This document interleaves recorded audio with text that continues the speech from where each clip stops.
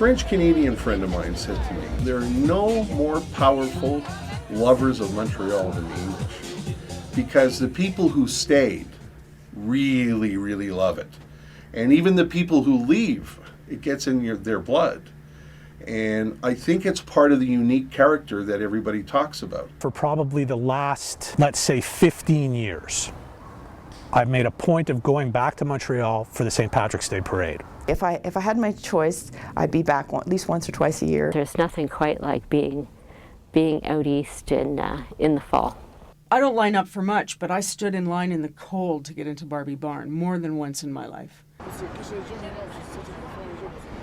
My father and mother went because they felt they had to, out of loyalty and the fact that that's where my father's bread was buttered. And I was bitter for a long time because I felt that the political situation had forced them out and I didn't have that house to go to that I grew up in.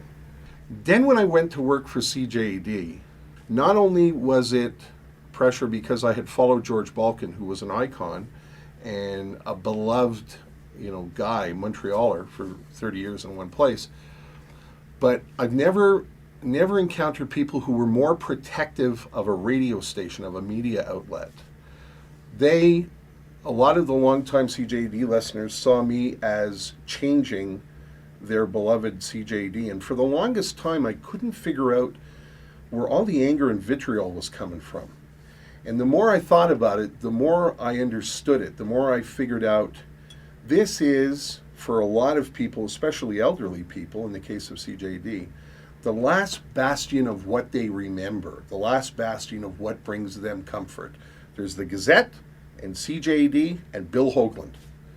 And don't touch that.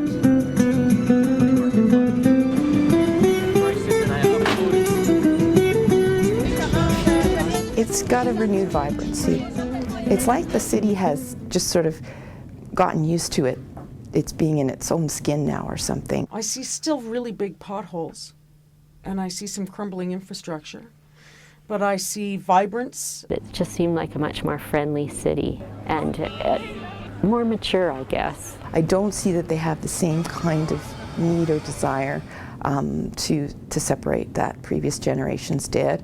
And perhaps it's just a reflection on the fact that they may be more aware of the economics of doing so. They're maybe more aware of the fact that they can still get what they want in the culture that they have without having to take that step. I mean, there are people, still today who whine and moan about the reality of Quebec.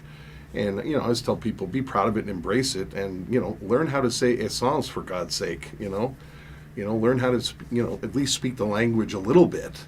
Because that's the reality of the place, and that's what makes the place as wonderful as it is. It has that esprit that wouldn't be the same anywhere else without the French fact. My mother said to me, take you out of Quebec, they'll never take the Quebecer out of here. Now we feel that sadness right here in Montreal.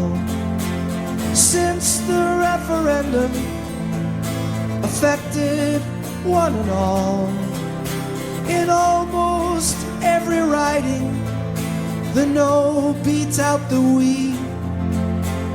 Now we are an island surrounded by a sea. Hi, I'm Val Salwitz-Warrens from Lachine. And I'm Steve Warrens. I grew up in NDG and we're on Vancouver Island at Cowichan Bay. Hi, my name's Kevin Fagan, formerly of Lachine, Quebec, and now I live in Vancouver, British Columbia.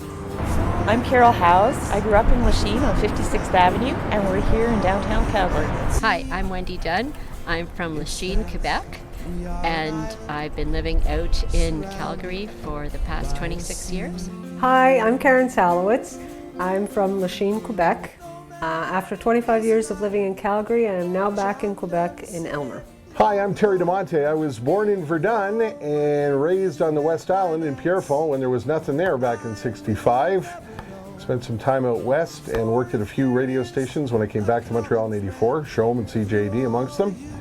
And now, welcome to Calgary. Hi, it's Patty McNeil, aka Peppermint Patty, once L'Orange, before I found some poor stiff to marry me. I used to work at Chaume in Montreal with Terrry Di Monte. I now work in Calgary at Q107 with Terrry Di Monte. My name is Dan Clark. I'm a former Montrealer who works for Canadian Pacific. I've now moved to Calgary and I work here in this wonderful city. Everybody's asking, will you stay or will you leave?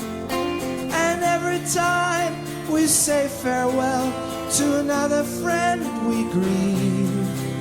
As one by one we become a scattered family from our little island, surrounded